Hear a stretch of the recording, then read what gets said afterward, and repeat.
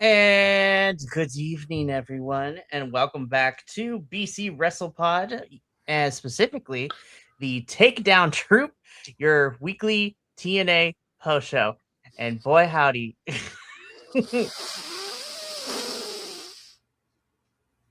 I've had a half a cup of coffee and an energy drink before we went live, so I'm feeling more awake than this crowd was. Yeah. So we gonna get into all of it because this TNA was it felt like last week we had more legs to the show. This week felt like I feel like certain things should have been shown last week. I don't know. Maybe it was just me. The whole thing felt like it was shot out of order. That I remember saying wait. The main event is Hardy's and Moose versus the System, followed by a Mike Santana versus Nick Nemeth promo. That should have been the opener. Seriously, I'm just like, what happened? Anywho, it's just yeah, no, it's so yeah. Okay, but we need to address the elephants in the room, or should I say the elephants that have left the room. Yeah, well, let's talk about that really quickly. Yeah. So y'all know the drill. We go live, social medias, shop, coffee, blah blah blah. But let's get into it because this conversation will probably take up a good chunk of the time, and the episode is going to be easy. So once again, just like last time we were here last week we talked about some of the talents that were granted their release. Last week it was Miley Grace and Steve Macklin. Now, this week we have two people who were behind the scenes that have been let go. One of them we're going to get into detail though, because I have more new information. He went on a podcast and from his side, he told the podcast of how that conversation over Zoom went. So we're going to get into that. And we have another over talent. Zoom. That's rough. That is. And the other one is another talent that requested and was secured their release, but she also spilled some tea on CMLL in the CMLL Informa program earlier this week about what really went down. So where should we start? Should we start with the behind the scenes people, or let's start with the talent one, because the less airtime we have to give to her, the better. Okay, so we'll make this quick. So we're gonna first, Will suggested, we're gonna talk about the talent that requested and granted their release, and that is Tessa Blanchard. Now, what made it interesting for her is that she hasn't been really doing much, and if anybody who has been a wrestling fan for at least the last 7 years at this point already knows everything that went down with her last time she was in TNA. We don't need to rehash that, but if you don't know, you can look it up. I will just say though, Chelsea Green is a girl's girl, and that is all I will say on that situation, because we love Chelsea Green in this household. Mm-hmm. But there was some conflicting reports coming out to it saying, on one side of things, there were reports coming out that TNA told Tessa, because hey, either you're a full-time TNA wrestler or you're a full-time CMLL wrestler, you have to choose one. And so Tessa, according to the TNA side of things, Tessa chose CMLL, and thus, she was granted her release. Well, on Informa, which is like the interview program that airs once a week for CMLL, Tessa Blanchard was asked this question by our host, and this is what she said too. She said the same thing, but it made it sound like, sorry, let me back it up. So on the TNA side of things, they made it seem like CMLL was the one that put a gun to her head, so to speak, and make her choose. It was actually TNA who made that decision. And after giving it some thought, Tessa decided to choose CMLL because she has life down there. Her fiance is down there, who is also a wrestler in the company. And you know what? She has goals and aspirations in CMLL. So she, says, why not? I'm going to commit fully to CMLL. And, and she also says, I also get paid a little bit more down here too. So I was like, you know what? I ain't mad, girl. Get your coin. Absolutely. So But it seemed that TNA got caught with their pants down, so to speak, because they lied. I was like, that's not a great look, TNA. And then it continued because via Busted Open Radio earlier this week, we learned that Tommy Dreamer and TNA had parted ways, and he was nice about it. He didn't divulge too much information. So Tommy Dreamer was part of the booking and the creative team in TNA behind the scenes, and then he and TNA have parted ways, all which translates into he was let go. Yeah. Which I was like, and Tommy Dreamer wasn't going to speak ill. I was like, don't burn bridges, all that good stuff. Now, this other one, though, I was like, he just let it all fly out. I'm like, oh, did you expect anything else from him? No, and I'm kind of glad. Listen, I want people to be happy, and I know business is business, but I also love it when we're messy. So, the other person from behind the scenes that was let go was, of course, Sami Callihan. So Sami Callihan retired from in-ring competition last year.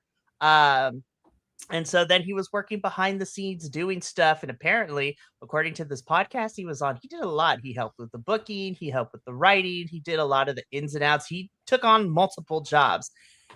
And he was... So... This is how his day went from his perspective. And so I'm going to say allegedly, because this is from his report. And so we are just reporting what we have been told. So Sami Callihan began the morning being told that, hey, you know what? There's Tommy Dreamer is gone from TNA. There might be a new positioning opening up for you. Some of the talent were like, hey, Tommy's gone.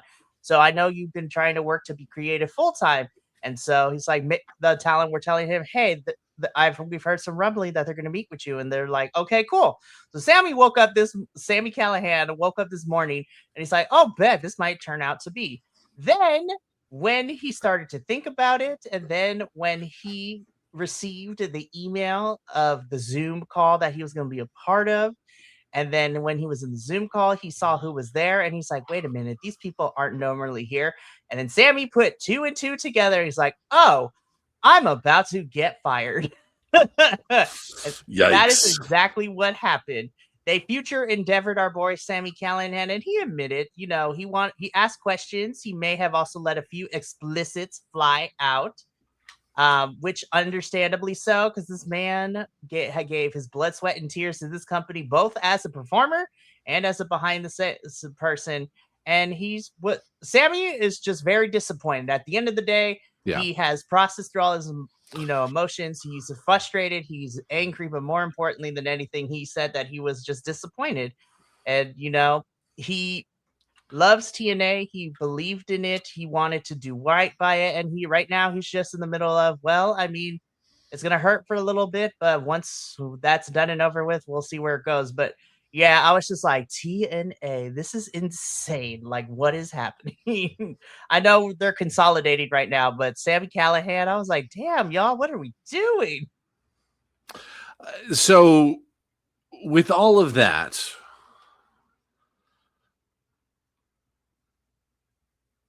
yeah, it's get like because Mikey, you and I were talking about it like just over Discord over the course of the week as the news was happening. It's like this is just getting depressing.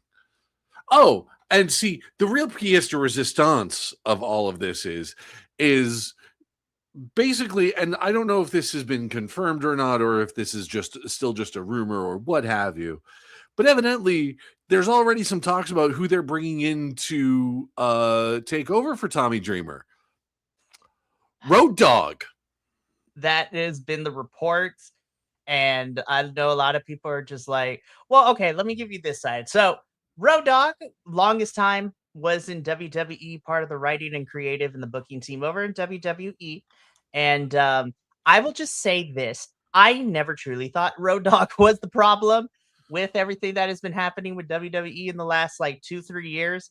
But I will say that the Unreal documentary that WWE put out for season 2 made Road Dogg look like an incompetent fool, which was not the case, because then immediately, again, Chelsea Green, a woman of the peoples, she immediately came to Road Dogg's defense, and she's like, that's not how it went, and I don't appreciate y'all using what me and Road Dogg were talking about as a part of the discussion. because she also went off on her own, bosses, be like, that isn't she's like, y'all, that's not how the situation went when I was United States champion. So why are we even trying? Like, she completely was so not for it.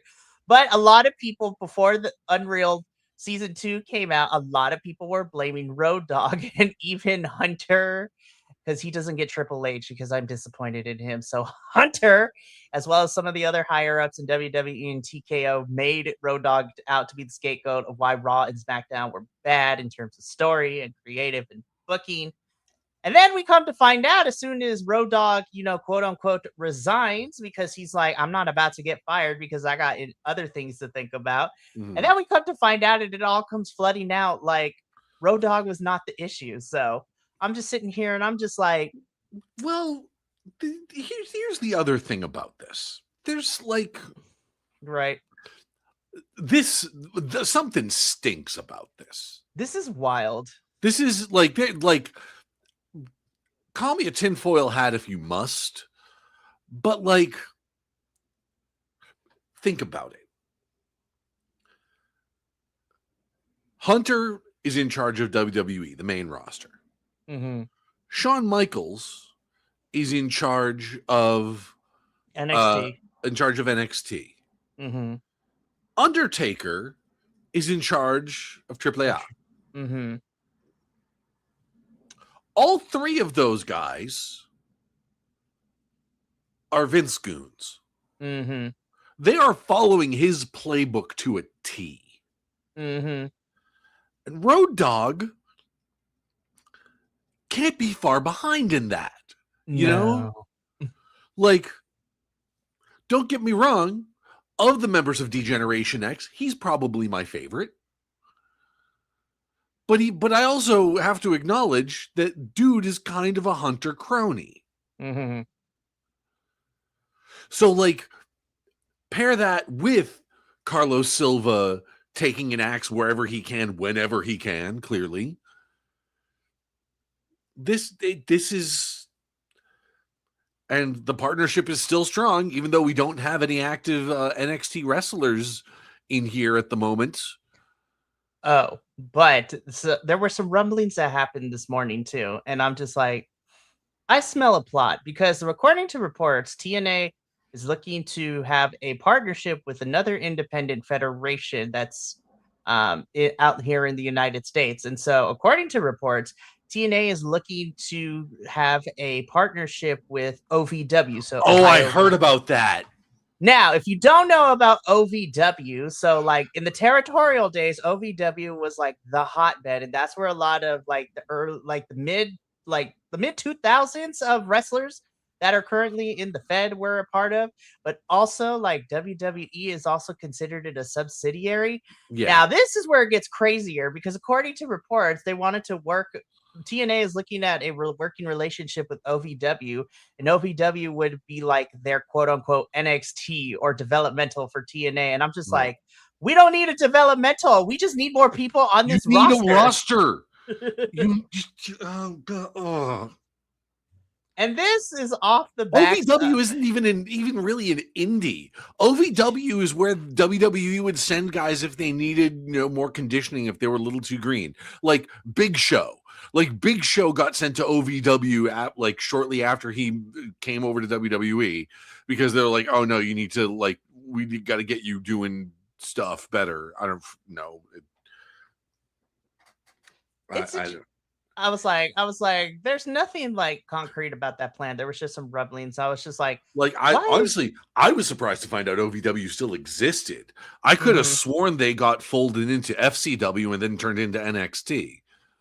Nope, OVW is still alive and kicking, surprisingly, to all of this. And that's where this is where some of the other like independent wrestlers that are now were in OVW, but now they're with NWA, or they're in other independent promotions. Like the veteran Jack Vaughn is one of them. Been following him forever. Then there's Russell Hamilton, the really big, gentlemanly, like mustache barred wrestler who I love dearly as well. But yeah, TNA needs a roster, and I was like, developmental, just have a partnership so you guys can have more people on this roster. Like, what are we doing? Well, see, and I made a post about this on TikTok the other day, and this is kind of why I had this idea. I think we are on the precipice of an indie wrestling renaissance Mm-hmm. because people are clearly fed up with WWE's corporate shenanigans. And AEW has proven to the world that there's a market for more wrestling. Mm-hmm. Now, I don't think we're going to be getting whatever local indie is near you is going to be getting a TV deal anytime soon. But I do think you are going to start seeing more engagement from particularly the internet wrestling community for the smaller companies like Maple Leaf and Major League Wrestling and oh my god, like because the thing that sort of made me think about this was Sami Callihan getting axed from TNA because he posted something somewhere about working on his own promotion. Mm-hmm. On top of that, Nikki Cross and Big Damo, they Big are the Damo, new thank you. owners of Progress. Yeah, Exactly. Like, so I think you're gonna see a boom of indie wrestling promotions, and on top of that, like hearing some of the horror stories that people are saying, like bringing out of their experiences with TNA, not only from people like Sami Callihan getting the axe, but also I don't even know how recent this story is, but I've only heard about it recently. Grado getting sent a picture of a check for his time in TNA. This is a guy who will probably never get on TV to any satisfying degree because half of his gimmick is his entrance and nobody wants to pay Madonna money. unless you are Tony Khan. I mean, Tony Khan might do it for a one-off, but and because Grado has appeared on AEW television as a one-off, and he's like, "All right, we're gonna pay for this real quick. We'll do this once." I was like, love it. Well, okay, but kind of this is tangentially related to, but like going to what you were saying about like independent wrestling boom, like because a lot of people are getting tired of WWE, right? They're getting nonsense. tired of WWE's shtick. TNA is clearly circling the drain, and AEW's roster is already a little too bloated.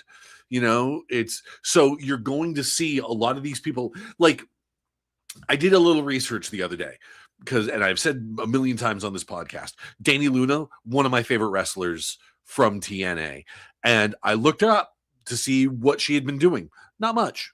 She's taken a few indie dates, but from the sounds of it, she's just kind of like doubling down, like focusing on herself, not trying to work on like getting to another big promotion or anything like that. Mm-hmm. And honestly, I think I think that's smart of her because WWE would clearly just chew her up and spit her out. Mm-hmm. AEW has too many people already. And TNA clearly didn't want something went wrong with TNA for her. So get her to Progress, get her to Rev Pro, get her to if you want to keep her in the UK anyway, that's like get her Progress, Rev Pro, send her over to WXW in Germany. That's Germany, right? Yeah, WXW is Germany. Shoot, I would send her also to Eve too in the UK, which is co-produced and co-owned by like Will Ospreay. So, and I mean, AEW has already been and is continuing to send some of their girls over to the Eve shows. Like this upcoming one next week, we're gonna have Sky Blue have a match in Eve against Emerson Jane. So that's gonna be fun. And then you know what? It would be perfect for Dani Luna to come in at this point too, because we have we have a former WWE Women's UK champion when her, after being let go from the company. Like we have Kaylee Ray back in Eve in the British UK wrestling. I was like, I love you, Kaylee Ray. So happy to see her. So yeah, and I think it's because you're gonna see there's going to be someone else. There's going to be another third option. Mm-hmm. There's going to be another third big promotion. and it's not going to be TNA. Mm-mm. Like, honestly, I think there would be a certain poetic justice if it ended up being Maple Leaf. Scott Demore just sitting there going like, "Oh, you're gonna give me the axe? Fuck you! I'm gonna make another company big." Well, the funny thing is that Danny Luna has been reported to be at some of the TV tapings that happened last weekend too at Maple Leaf Pro Wrestling. So she was there for because they did 2 nights. They did the TNA model, like Scott Demore continues to follow it. They had 2 nights of tapings, and I believe that this is going to be like 6 weeks of programming, and then they'll have another set of tapings in August. So I was just like, heck yeah, yeah. So I would love yeah, mm-hmm. But no, TNA is it's circling the drain.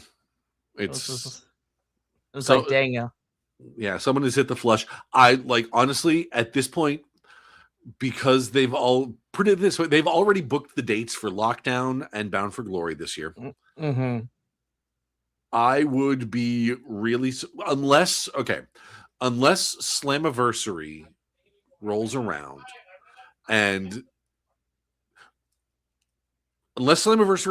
and there's like a major surprise, like one of the people that just got let go from WWE, major surprise signing for one of one of them showing and when I say major surprise, it would need to be like Kofi Kingston shows up and be like, nope, I'm here in TNA now. It's like, okay, maybe they are trying to pump some life into this.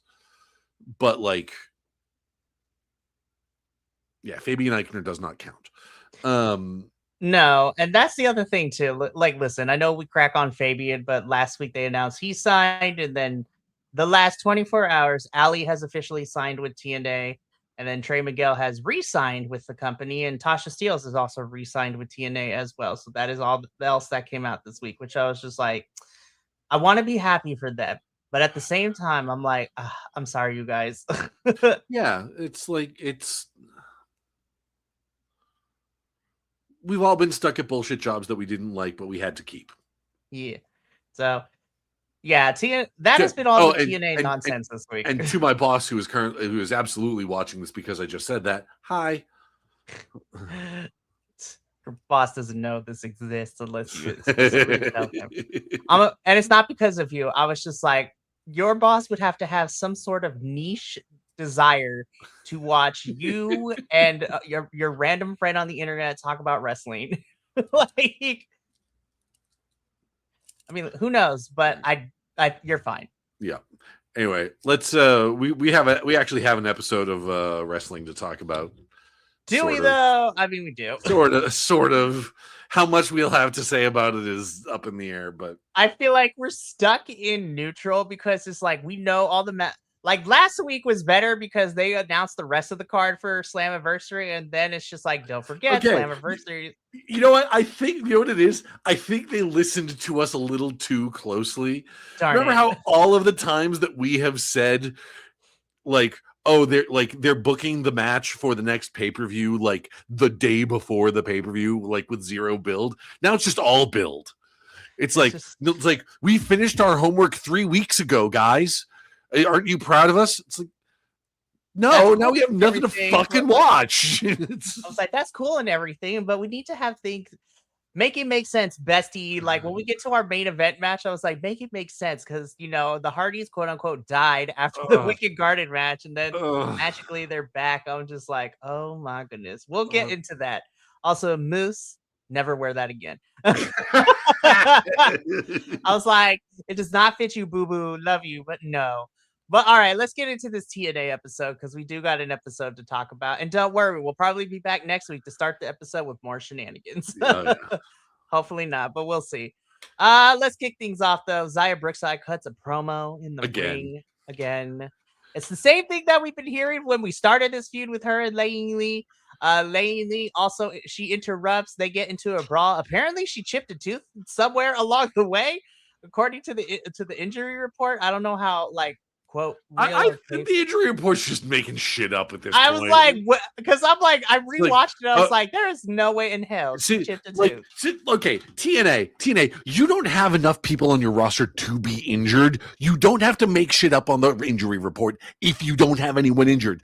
That is time hear me out on this. That is time that you could do to put on this is going to be a bold idea, cutting edge of sports entertainment programming. A wrestling match. That doesn't involve the Hardys. That's insane. Like, okay, when we get to a certain match, I was just like, I don't know why it's here, but like, we can have more of these matches if you're looking to at least get people to have their reps in. But yeah, this is setting everything up. Like Laying Lee and Zaya Brookside fight. Laying Lee stands tall at the end of this. I was like, I get the sneaking suspicion that there is a possibility that Zaya Brookside might walk out of Slammiversary as champion. This whole episode felt like Groundhog Day. It's like, I've seen this episode before. It's a different order. Like they edited it differently so that it's a different order of the same things happening. But no, this is Groundhog Day. It really is. It's things that we have seen in previous weeks, or like this thing right here. This is things we saw like 5 times in this single episode. Oh. Now, this is before the match. So Casey and Mike Santana are talking, and Casey's like, I need you and Nick to be on the same page because we got to take care of Order 4. So I need y'all to get it together for one match. So explain it to me like I'm 5. All right. Okay. Why was this match the opener? That is a good question. And well, honey, let me tell you something. Since we're explaining this should have been the main event. In all honesty, it was. And let me tell you, they didn't. The opening match was the main event. That is, Mikey, I'm not sure if you intended it to be, but that is the shadiest thing I have ever heard you say. That is the sickest burn I have ever heard you utter. And it was a master. That is, oh, that's so good. Thank you. That is my time. That is the greatest achievement I will ever achieve in this podcast right here. No, but tell me I'm wrong. Like, I'm being so for real. Because, okay, right? Because the way that we built this up, because we fast forwarding to the end of the show, we end the show with Mike Santana and Nick Nemeth, getting on the mic chain, jabs at each other. We told this story in the wrong order. Listen, as a teacher, sequencing the events of a story is a 2nd grade level skill. And TNA failed the assignment because they told their stories out of order, and the flow was just all over the place. And TNA, okay. You are not Quentin Tarantino.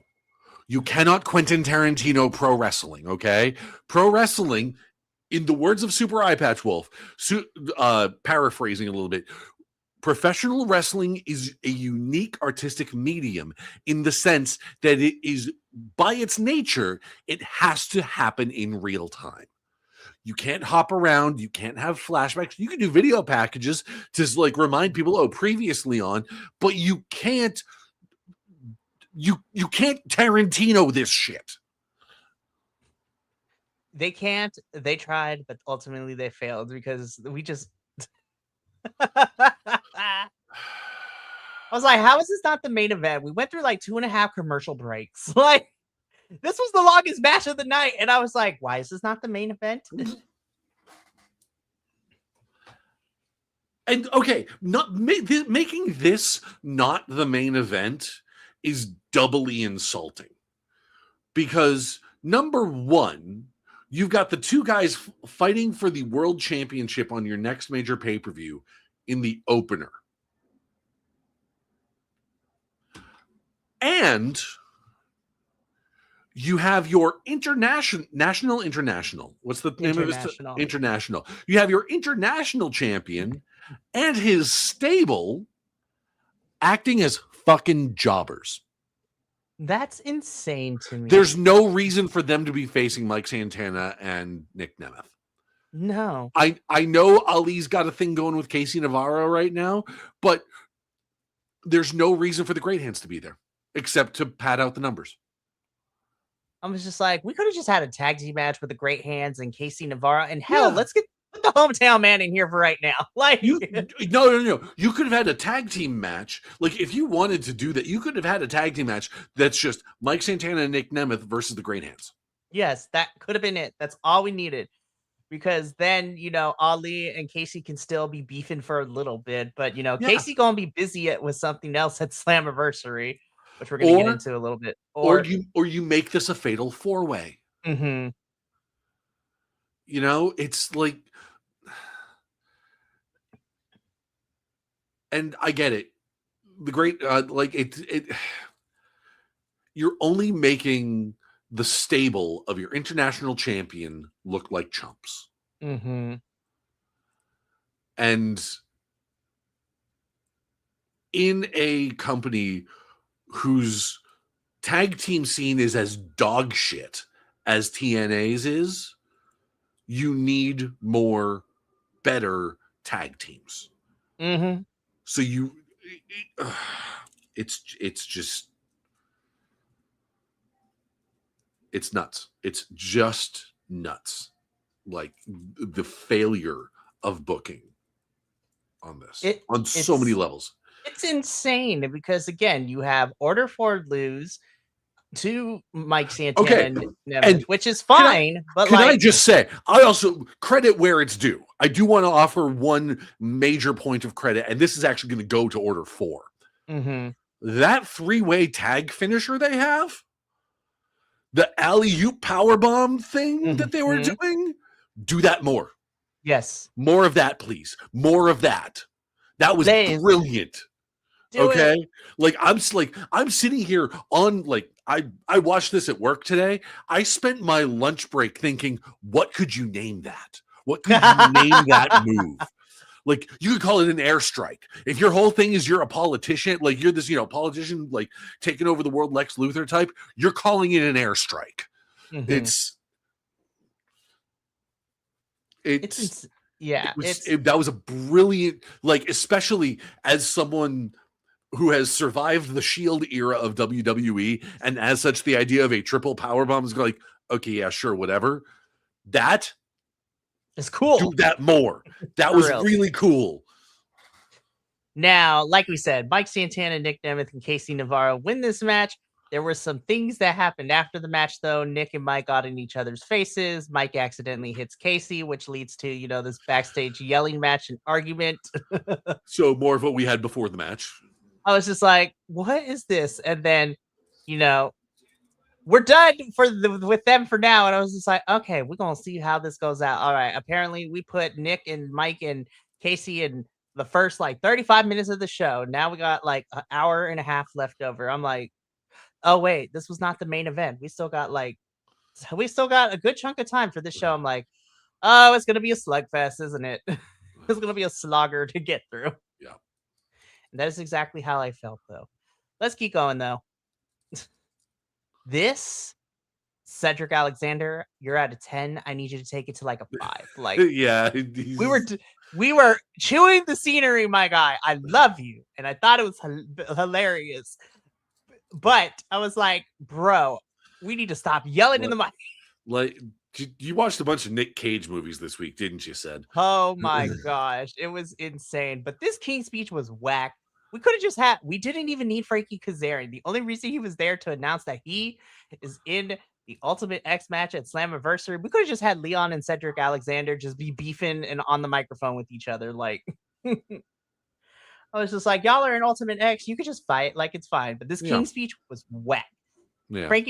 I was just here to get Frankie Kazarian announcing that he is in the Ultimate X match for the X Division Championship at Slammiversary. I was like, damn, Maxine Waters, you wasted my time that I'm never going to get back.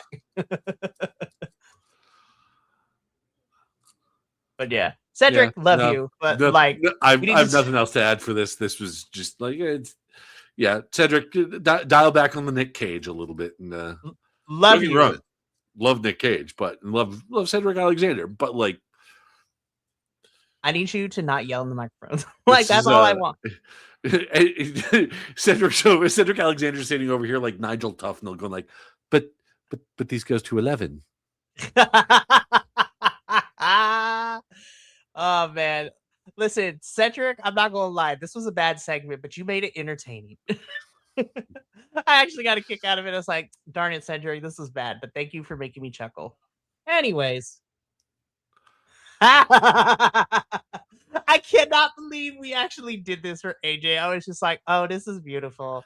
This is stupid, but this is beautiful. I was sports entertained. It's yes.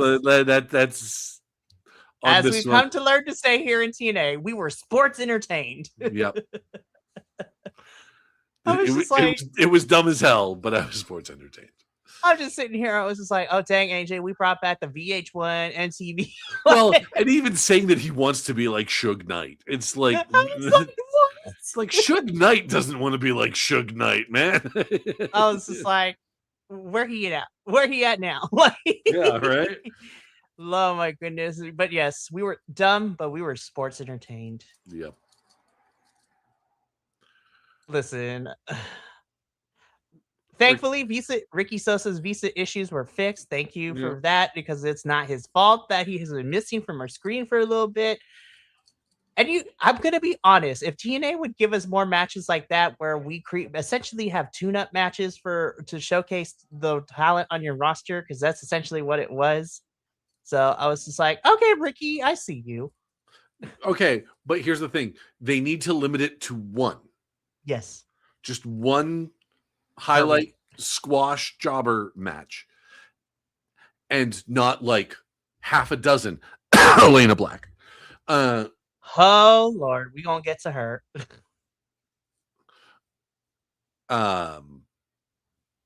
Yeah, no, this was fine. Against legally distinct from Joey Ryan. Hey, the mustache and the Technicolor trunks. I'm like, he reminds me of somebody. And I was just like, why do I want to punch his face? Right? Yeah.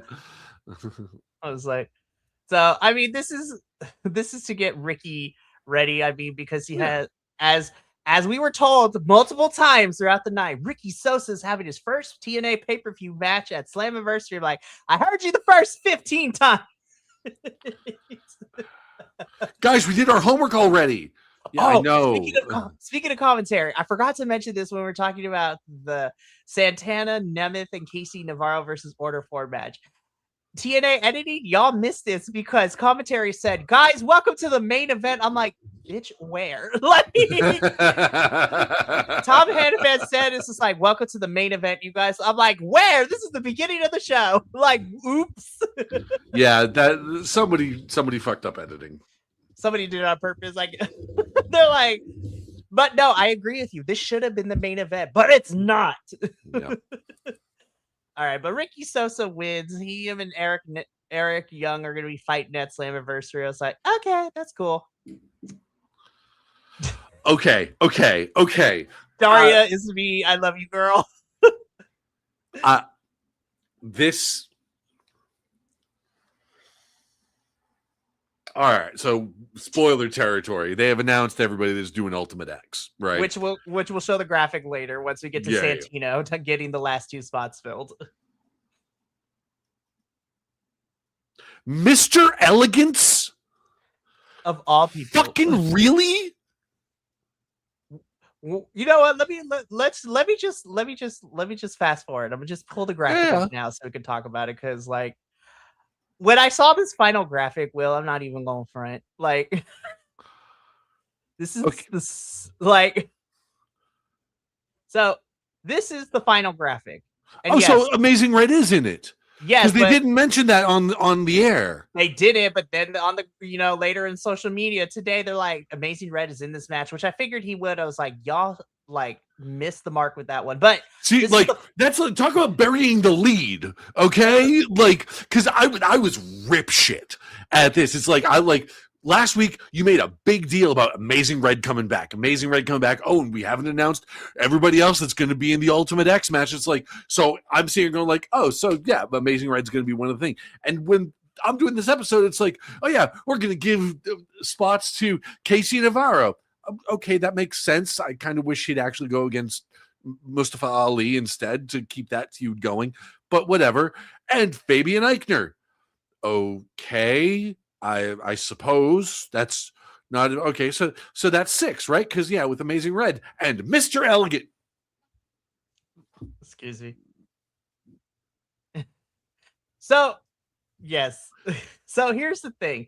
When I saw this graphic, when I was getting all the slides together for the show, and then I was like, I'm gonna put this graphic in. I looked at this, and I was like, I know TNA has had some really rough periods.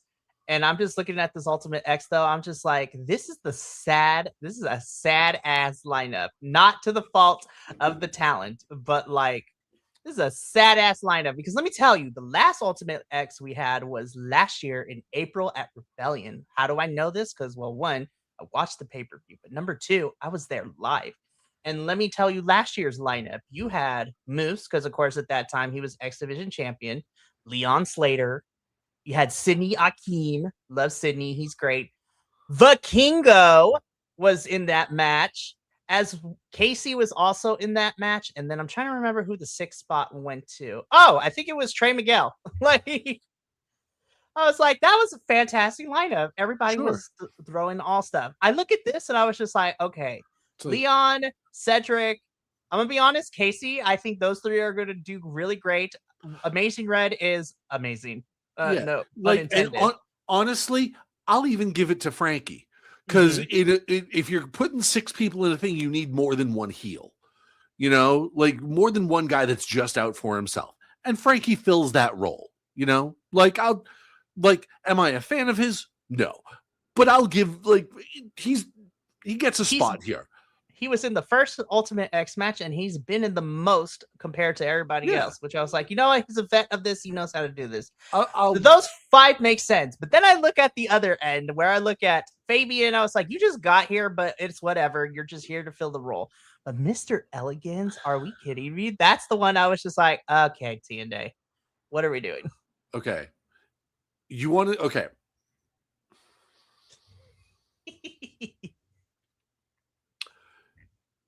Get rid of Timo Claudio Castagnoli. Get rid of Mr. Elephants. No, Mr. Irrelevance. That's I'm not going to steal Marky D's name for him. I'm going to call him Mr. Irrelevance. Guys, you have 2 wrestlers that would be perfect for this kind of a match if you wanted to up the stakes for Casey Navarro. Casey Navarro don't get me wrong, he's earned a spot here for his performance, but he's not really doing much storyline wise. Why wouldn't you just put in AJ Francis and Mustafa Ali into this match? AJ makes sense. Now, they also haven't done a good job for Ali, but all the championships will be defended at Slammiversary is what we have been told. So Ali will be having an open challenge match. So I have no idea who's about to walk through that door. Yeah, that what, like I said, that like if that's going to be one of those like former WWE folks that recently got released and like, God, who could it be? Like of the people that got released. I'm trying to think if I were to see now. I'm thinking. Oh, okay. You know what would be fun? If they were allowed to at least bring a similar gimmick from WWE, have Mustafa Ali defend it against Bo Dallas. Maybe. I mean, obviously, he would not legally be able to use the name Uncle Howdy, but bring that same kind of like Wyatt Six energy to this, you know. That could, or at least if you've or hell, bring the whole Wyatt. I mean, obviously not Nikki Cross because she's over in Progress and she's doing that. Yeah, but like hell, if you've got Order 4 in the corner. Bring the Wyatt 6 to the other corner. We are very serious and government agents versus like we are insane.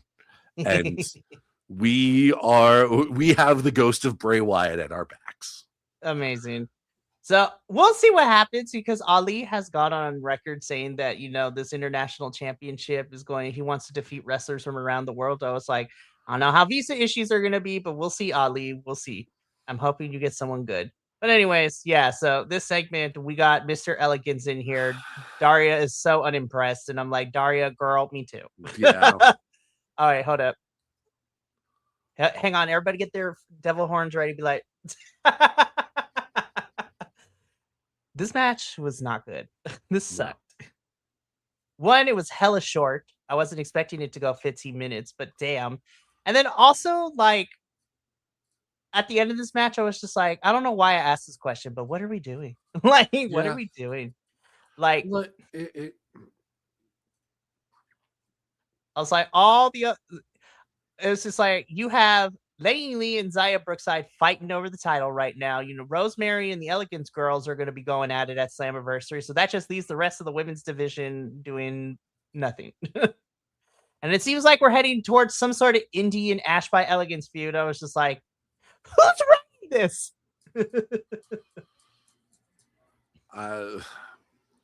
I cannot tell you how whelmed I was with this match. To borrow the phrase from Young Justice, I was whelmed. I was just whelmed. Yeah. Anyways, it's sad, but Indy wins. Moving on. This is where Santino adds Fabian and Casey Navarro into the match. So we already talked about the lineup. I thought we were done, but oh no, Mike Santana said he gonna have some words for Nick Nemeth at the end of the show. I'm like, damn it. We had 4 Mike Santana yells at the camera segments in this episode. For real. So I was just like, we only needed one. It's okay, guys. Yeah. And Mike, this is not your fault. I want you and the rest of the world to know I'm not blaming the talent. I'm blaming creative and booking and everything behind the scenes, or what's left of there anyways. Oh, yeah. What's left of it, yeah. Although, well, to be fair, all of them was filmed. This was all filmed before everything transpired. Yeah, I was going to say Tommy Dreamer's name was still on the credits of this episode. So, also shout out to Steve Backlund. He showed up at Hog Wrestling like the other week too. So it's just like, and he had me dying of laughter because he yelled at the camera. I was just like, this is what happens when I told that cuck to sit in his chair. Please, Steve Macklin, if you're watching, please make that your new gimmick. Please. Also, since you're not signed and if you don't have an NDA, like you should come on this channel. Let's talk. Because it is great. He needs to start. He needs to start coming to the ring with a steel chair, just to give someone to sit in it, and just have the word "cuck" on it. Yeah.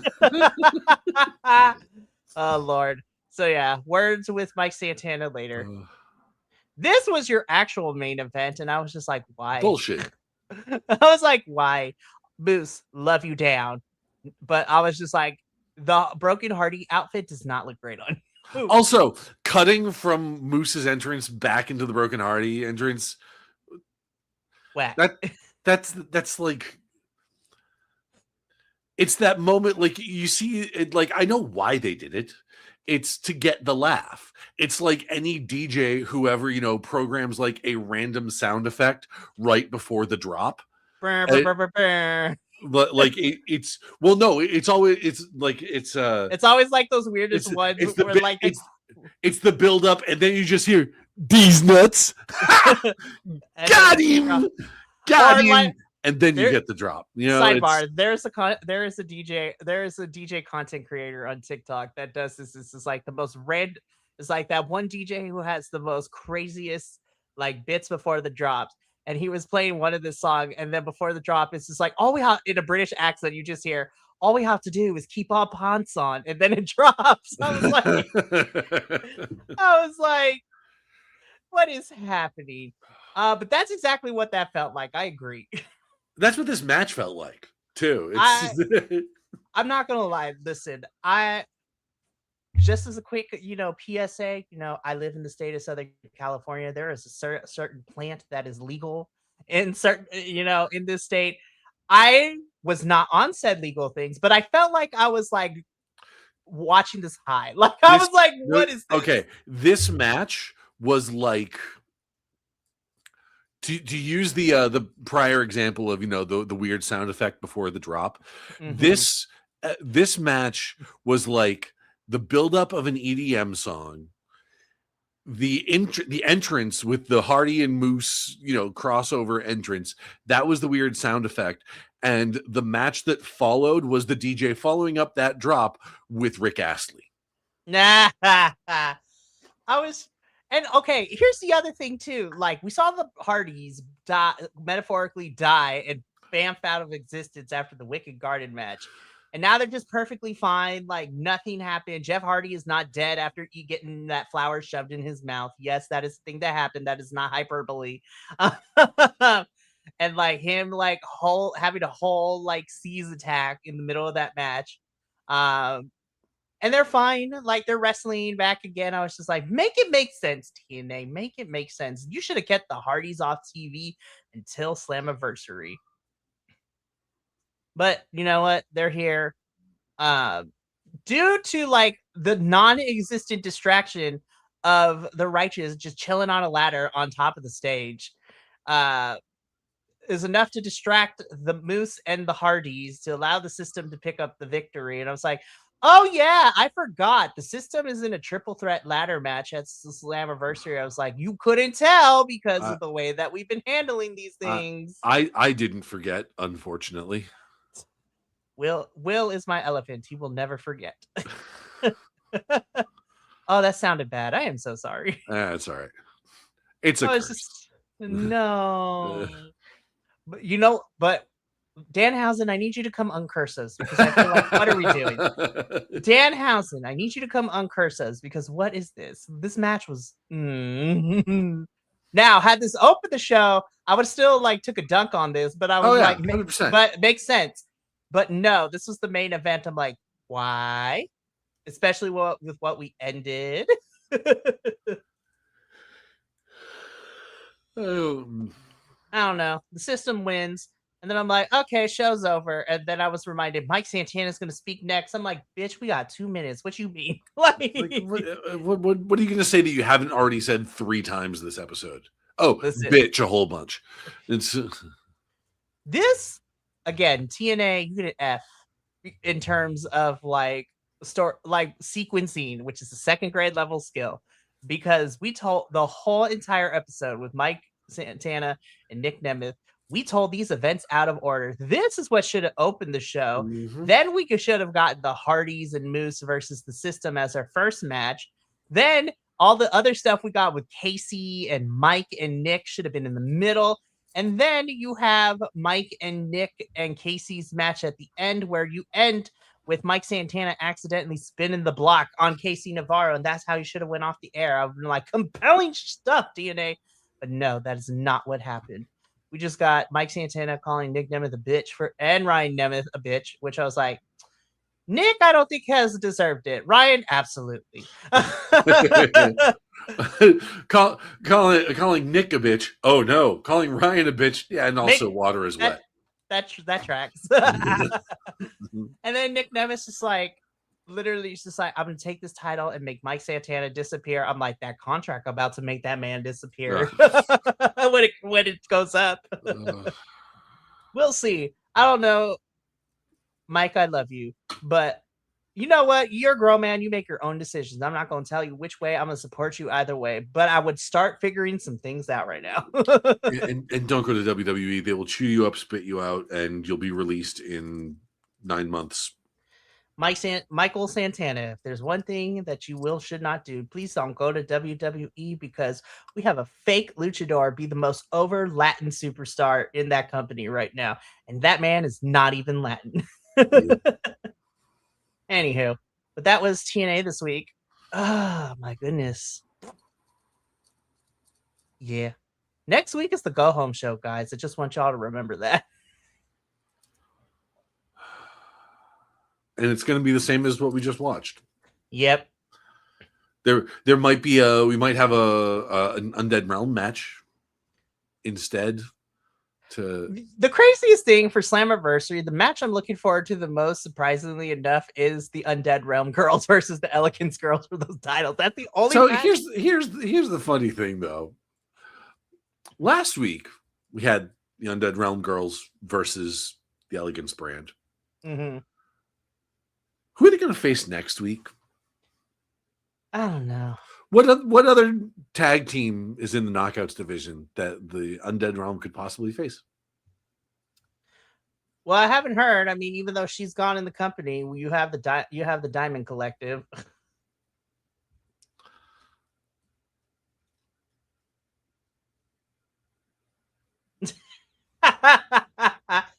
I'm trying to, because I know it's Crawford and it's Crawford, Mila Moore, and Mila Moore. Thank you. At the time of this recording, it's Tessa Blanchard too.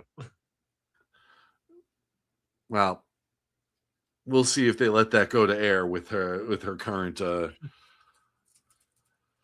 current status. But no, we had to break up Spitfire, which was Danny Luna and Jody Brett. No, I remember. We had to break up Spitfire, and we had to get rid of Miley Grace, who was the other half of the tag team with Harley Hudson. I don't know. It was like, and I know they weren't great, but I was just like, I guess it just depends on the environment that you're in, because the Inspiration are kind of killing it in TJPW right now. They won the tag titles in TJPW, Tokyo Joshi Pro Wrestling. Oh, okay. That's where Maki Ito originally was from before she came and signed with Stardom recently. And that's where TJPW is also where we get a lot of the more comedic wrestling. Like, if you have seen the Instagram pictures of one of their wrestlers fighting a giant inflatable kaiju panda bear, and she won with her finish. She used the finisher, but she had like one of those ginormous like squeaky hammers to win the match. Oh, yeah. Yep, I did see that one. Yep. So, and that is also where TJPW also has a lot of like mixed matches with some of the talent from DDT Pro Wrestling too. So like Zack Sabre Jr.'s boyfriend, Chris Brooks is there. Again, DDT, we also get a lot of the comedy stuff. Like, I literally watched someone get ran over with a car. It was hilarious. But yeah, so no, the Inspiration Girls are kind of killing it in TJPW. They're also in Ring of Honor, so they hop from there to there. So they're doing great stuff. But yeah, go home show for TNA. So next Friday, we'll be reviewing the TNA episode.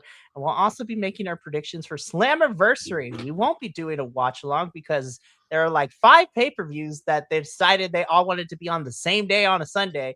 And we're only doing a watch along for one. And I decided we're doing a watch along for Forbidden Door. Which again, the right choice. Yes, exactly.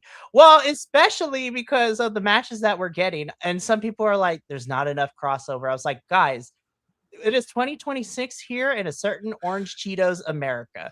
I was like, these visas are hard right now. Yeah. A lot of our talent in AEW are struggling to get back here. Not because they don't want to, but because the climate is making it hard for them to return even on a work visa. But the matches we do have are going to be great. Like Mark Briscoe's going to bleed. It's going to be fantastic in that 6-on-6 cage match. Darby's probably going to die again for the 80,000th time. I'm very interested to see how Cope and Cage go up against the Dogs for the tag titles, which was officially made. I am going to say, though, Swerve and Ospreay, that match going to eat. That match go off. And then, because the internet spoiled some stuff for me, but I'm also excited. It's going to be some good stuff. I'm really excited. It's going to be a fun one. And I'm very interested to see who Mercedes faces in the final of the Owen at Forbidden Door. It's either going to be Maya World or it's going to be the Fallen Goddess Athena. But I'm like, Black Excellence. Let's go. Oh, yeah. Also, speaking of Black Excellence, happy Juneteenth, y'all. I forgot to say it at the beginning of the show, but we here at BC Wrestle Pod stand with all of our brothers and sisters and all the marginalized group. So happy Juneteenth. And yes, the colors are red, white, and blue. Though the patterns of the traditional garb of Africa, and this is from a friend of mine that told me this, The colors of Juneteenth are red, white, and blue, so let's not get it twisted. But yes, that is going to be it for us here tonight. Will and I will be back next Friday, hopefully, to talk about the Go Home show, probably dunk on some more TNA. We'll probably have more news to talk about because Lord knows at this point it's just a weekly occurrence. Money's on Elijah. Probably. Lord help us. But yeah, so that is going to be us next Friday. But next week is the final week before I go on vacation. And we have a pretty fun week next week. Monday, we are going to talk about some things that we actually like because we're going to be talking about Ring of Honor's Global Wars, which saw the stars of Ring of Honor, CMLL, and Stardom cross over with each other. We had some really cool matches, some really fun stuff. It was a lot of fun. And then, of course, our regular shows of AEW on Tuesday, which is also another go-home show, as we will be making predictions for Forbidden Door, at least at the time of that recording. And then Tony Khan will add like 20 more matches as the week goes on. Tony, I love you, but like 5 hours, it's like my butt cheeks are sore. By the end of it, I was like, it's a long sitting, y'all. Tuesday, we have, that's Tuesday. Wednesday is NXT and CMLL. And then we will have TNA on Friday. So it's going to be some good stuff. We're going to have a good time and, some good vibes. It's going to be fun, at least. We're going to entertain y'all. But from all of us here at BC Wrestle Pod to you at home, remember, take care of yourself, love one another, stay iconic, and more importantly than anything, you always deserve to finish your story. We'll see you Monday for Global Wars. But until then, sayonara, adios, and until next time, peace.